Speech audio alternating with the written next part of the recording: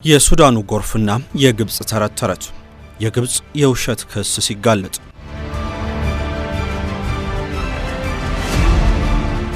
ከቅርብ ዓመታት ወዲህ ታይቶ የማይታወቅ ከፍተኛ ጎርፍ በሱዳን ተከስቷል። በርስ በርስ ጦርነት እየታመሰች የምትገኘው ሱዳን አሁን ላይ ለጎርፍ አደጋው ምላሽን የመስጠት አቅሟ ላይ አትገኝም። በመቶ ሺዎች የሚቆጠሩም አካባቢያቸውንና ቤታቸውን ለቀው ወደ ሌሎች ከተሞች ለመሰደድ ተገደዋል። ታዲያ ጎርፍ በተከሰተ ማግስት ሁሌም ኢትዮጵያን መክሰስ የማይሰለቻት ግብጽ ኢትዮጵያ ላይ ጣቷን ቀስራለች።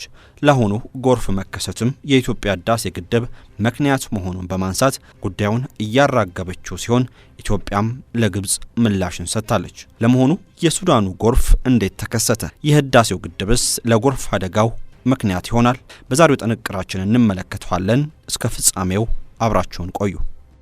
ጊፍት ሪል ስቴት እንደ ስሙ የሚያስፈነድቅ ጊፍት ይዞሎት መጥቷል። ስጦታውና ጥቅሉ ዳጎስ ያለ ነው። ምን አለ አትሉም? ከመስከረም 29 ጀምሮ በአይነቱ የተለየ የዋጋ ቅናሽ ኤክስፖ ለደንበኞች አሰናድቷል። እስከ 25 በመቶ የሚደርስ ልዩ ቅናሽ፣ 55 በ45 የባንክ አማራጭ፣ በ5 በመቶ ቅድመ ክፍያ ብቻ። እድሉ ለአጭር ቀናት ነው።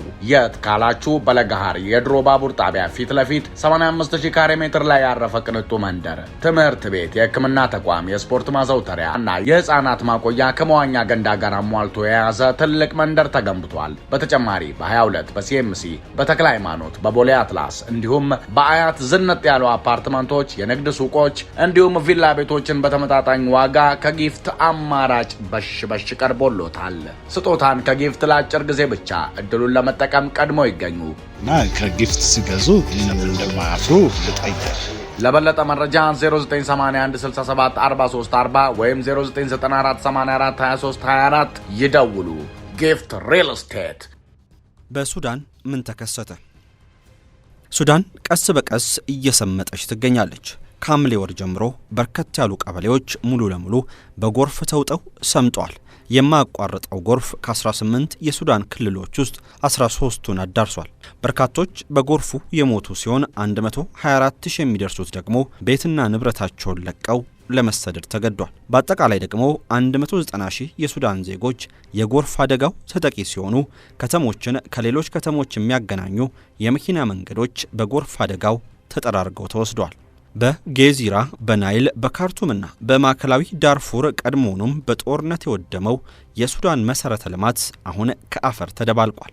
የአሜሪካው የህዋ ምርምር ተቋም ናሳ ይዞት የወጣው ፎቶግራፍ የአባይ ወንዝ የተለያዩ የሱዳን ከተሞችን ሙሉ ለሙሉ መዋጡን የሚያሳይ ሲሆን የተባበሩት መንግስታት ድርጅትም በቅርብ ዓመታት ታሪክ ሱዳን ያጋጠማት ትልቁ ጎርፍ ነው ብሎታል።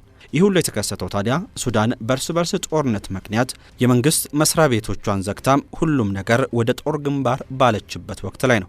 የሱዳን መንግስት ለጎርፍ አደጋው ምላሽን ለመስጠት የሚያስችል አቅሙ ላይ የማይገኝ ሲሆን የዓለም አቀፍ ሰብአዊ ተቋማትም በጦርነቱ ምክንያት ሱዳንን ለቀው ከወጡ ሰንበትበት ብሏል። የግብጽ ክስ። ግብጽ ባወጣችው መግለጫ የህዳሴ ግድብን ህገወጥ ስትል የጠራች ሲሆን የግድቡ አስተዳደር በወሰደው ግዴለሽ እርምጃ የተነሳም ኢንዱስትሪያል ጎርፍ ተከስቷል በማለት ከሳለች። የግብጽ መግለጫ ኢትዮጵያ የህዳሴ ግድብ ምረቃ ቀን ውሃ ሲፈስ ለማሳየት ስትል ከሚጠበቀው በላይ መጠን ያለው ውሃ ይዛ ነበር በማለት ይወነጅላል። ምረቃው በተከናወነ ማግስት የግድቡ አስተዳዳሪዎች በአንድ ቀን ውስጥ 485 ሚሊዮን ሜትር ኪዩቢክ የደረሰ ከፍተኛ መጠን ያለው ውሃ ለመልቀቅ ወሰኑ ብሏል። ይህና በቀጣዮቹ ቀናትም የታየው የውሃ አለቃቀቅ የግድቡ አስተዳደር ቁጥጥር የሌለበትና የዘፈቀደ መሆኑን እንደሚያረጋግጥ ጠቅሷል። ይህ የኢትዮጵያ ድንገተኛ ውሃ አለቃቀቅ ከሌሎች ምክንያቶች ጋር ተዳምሮ በሱዳን የእርሻ መሬቶችና በርካታ መንደሮች እንዲጥለቀለቁ ማድረጉን በመጥቀስ ከሷል። የግብጽን የፖለቲካ አካሄድ በቅርበት ለሚከታተላት ሰው ግን አሁን ላይ የግብጽ መንግስት ያወጣው መግለጫ የተለመደ መሆኑን ከመጀመሪያው አንስቶ መገንዘብ ይችላል። ግብጽ ከዚህ ቀደምም የኢትዮጵያ ህዳሴው ግድብ ግንባታን ለማስቆም በርካታ ጥረት ስታደርግ የነበረ ሲሆን አሁን ላይ ደግሞ በሱዳን የተከሰተውን ጎርፍ መነሻ በማድረግ የህዳሴውን ግድብ የውሃ አለቃቀቅ አጀንዳ ለማድረግ ጥረቷን ጀምራለች። የኢትዮጵያ ምላሽ ለግብጽ።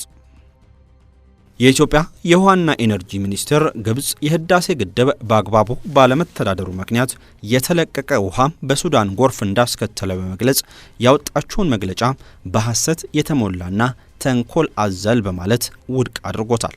ታላቁ የኢትዮጵያ ህዳሴ ግድብ ባይኖር ኖሮ ባለፉት ወራት በኢትዮጵያ ደጋማ ቦታዎች ላይ የታየው ከፍተኛ ዝናብ ሱዳንና ግብጽ ውስጥ በሰው ህይወትና መሰረተ ልማት ላይ ታሪካዊ ውድመት ሊያመጣ ይችል እንደነበርም ገልጿል።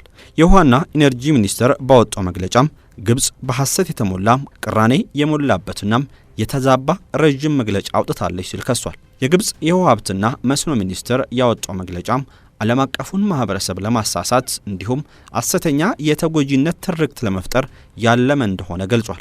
የኢትዮጵያ የውሃና ኢነርጂ ሚኒስቴር ለዚህ ክስ ምላሽ በሰጠበት መግለጫው የቀረቡትን ውንጀላዎች ተንኮል ያዘሉና መሰረት የለሽ በማለት ውድቅ አድርጓል።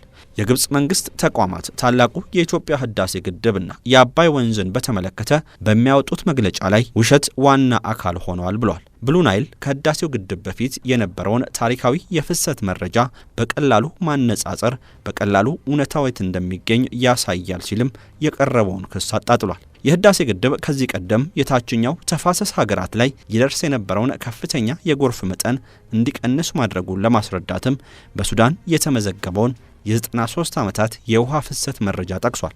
በሚኒስቴሩ መግለጫ መሰረት ግድቡ ከመገንባቱ በፊት ከፍተኛው የጎርፍ መጥለቅለቅ በነሐሴ ወር በቀን ከ800 ሚሊዮን ኪዩቢክ ሜትር እንዲሁም በመስከረም ወር ከ750 ሚሊዮን ኪዩቢክ ሜትር በላይ ይደርስ ነበር።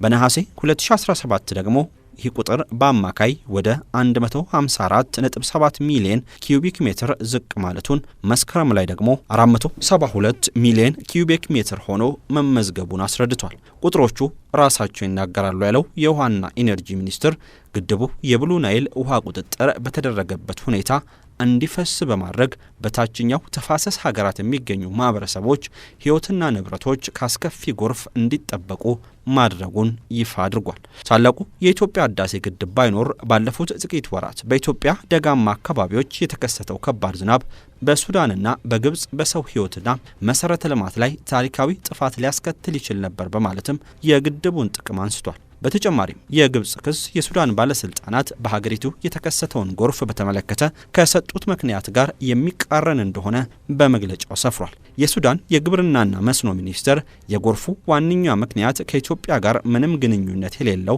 የናይል ገባር ከሆነው ከነጭ አባይ የሚወጣው የውሃ ፍሰት መጨመር እንደሆነ መግለጻቸውንም ጠቅሷል። በተጨማሪም የሱዳን ባለስልጣናት የፍሰት መጨመሩ ከአየር ንብረት ለውጥ ጋር በተገናኘ የዝናብ መጠን መቀየር የተከሰተ ሊሆን እንደሚችል እንዲሁም በሀገሪቱ እየተካሄደ ያለው ግጭት መሰረተ ልማቶች ላይ ያደረሱት ጉዳት ለሁኔታው መባባስ አስተዋጽኦ ማድረጉን እንደተናገሩ ዘርዝሯል። የግብጽ መግለጫ በጎረቤቶቿ ስም መናገር መብት እንዳላት አድርጎ ያቀረበ መሆኑን የጠቀሰው የውሃና ኢነርጂ ሚኒስቴር የሀገሪቱ ባለስልጣናት በሱዳን የተገለጸውን እውነታ ችላ በማለት ጥፋቱን ወደ ኢትዮጵያ ለማዞር እንደሞከሩም ገልጿል። ሚኒስቴር መስሪያ ቤቱ ኢትዮጵያ ከሱዳን ጋር የትብብርና የመረጃ ልውውጥ ማዕቀፍ እንዳላት እንዲሁም የህዳሴ ግድብ የጎርፍ አደጋን ለመቀነስ እንዲያስችል በቅርበት በሀገሪቱ ባለስልጣናትና ባለሙያዎች ጋር እንደሚሰራ አክሏል። ኢትዮጵያ የሃይድሮ ኤሌክትሪክ ግድቦችን በመገንባትና በማስተዳደር ረገድ የረዥም ጊዜ ልምድ ያካበተች ሀገር ነች። ህዳሴን ጨምሮ ግድቦቿን በማስተዳደር ረገድ ያላትን ከፍተኛ የሙያ መረጃ እያስጠበቀች ትቀጥላለች ብሏል። የግብጽ ባለስልጣናት በናይል ተፋሰስ ላይ የያዙትን የውሃ የበላይነት ቅዠት በመተው ከተፋሰሱ ሀገራት ጋር ለጋራ ትብብርና ብልጽግና የመስራትን አዲስ እውነታ መቀበልን እንዲማሩም አሳስቧል። ግብጽ የማትፈልጋቸው እውነታዎች።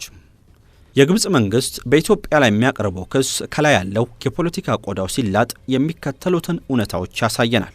የመጀመሪያው በሱዳን የተፈጠረው ጎርፍ መነሻው የህዳሴ ግድብን ከሚሞላው ወንዝ ሳይሆን ነጭ አባይ፣ አትባራና ከተለያዩ ትንንሽ ወንዞች ነው።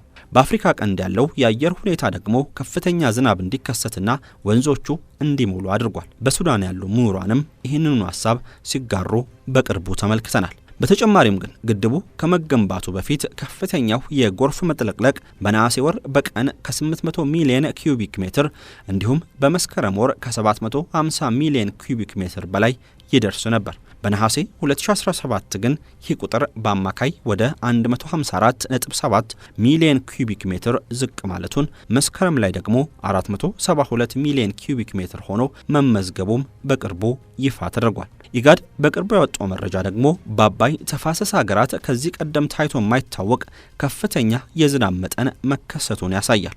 ይህም ከፍተኛ ዝናብ መጠን በሱዳን ብቻ ሳይሆን በሌሎች የአፍሪካ ቀንድ ሀገራት ጎርፍ እንዲከሰት ምክንያት ሆኗል። የህዳሴው ግድብ በራሱ ውሃን አጠራቅሞ በበጋ ወቅቶች ውሃን በአግባቡ የሚለቅ እንጂ ጎርፍ የሚያስከትል እንዳልሆነ የቀድሞ የሱዳን የመስኖ ሚኒስትር ጭምር ማረጋገጣቸው ይታወቃል። ችግሯ ከህዳሴ ግድብ ጋር ብቻ ሳይሆን ከአጠቃላይ የኢትዮጵያ እድገት ጋር የሆነችው ግብጽ ግን እነዚህን እውነታዎች ከማዳመጥ ይልቅ በውሸት ፕሮፓጋንዳ መገናኛ ብዙሃንን እየሞላች ትገኛለች። ጊፍት ሪል ስቴት እንደ ስሙ የሚያስፈነድቅ ጊፍት ይዞሎት መጥቷል። ስጦታውና ጥቅሉ ዳጎስ ያለ ነው። ምን አለ አትሉም? ከመስከረም 29 ጀምሮ በአይነቱ የተለየ የዋጋ ቅናሽ ኤክስፖ ለደንበኞች አሰናድቷል። እስከ 25 በመቶ የሚደርስ ልዩ ቅናሽ፣ 55 በ45 የባንክ አማራጭ፣ በ5 በመቶ ቅድመ ክፍያ ብቻ። እድሉ ለአጭር ቀናት ነው። የት ካላችሁ በለገሃር የድሮ ባቡር ጣቢያ ፊት ለፊት 85000 ካሬ ሜትር ላይ ያረፈ ቅንጡ መንደር፣ ትምህርት ቤት፣ የሕክምና ተቋም፣ የስፖርት ማዘውተሪያ እና የህፃናት ማቆያ ከመዋኛ ገንዳ ጋር አሟልቶ የያዘ ትልቅ መንደር ተገንብቷል። በተጨማሪ በ22 በሲኤምሲ በተክለ ሃይማኖት በቦሌ አትላስ እንዲሁም በአያት ዝነጥ ያሉ አፓርትመንቶች፣ የንግድ ሱቆች እንዲሁም ቪላ ቤቶችን በተመጣጣኝ ዋጋ ከጊፍት አማራጭ በሽ ቀርቦሎታል። ስጦታን ከጊፍት ለአጭር ጊዜ ብቻ እድሉን ለመጠቀም ቀድሞ ይገኙ እና ከጊፍት ሲገዙ እንደማያፍሩ ልጠይቅ። ለበለጠ መረጃ 0981674340 ወይም 0994842324 ይደውሉ። ጊፍት ሪል ስቴት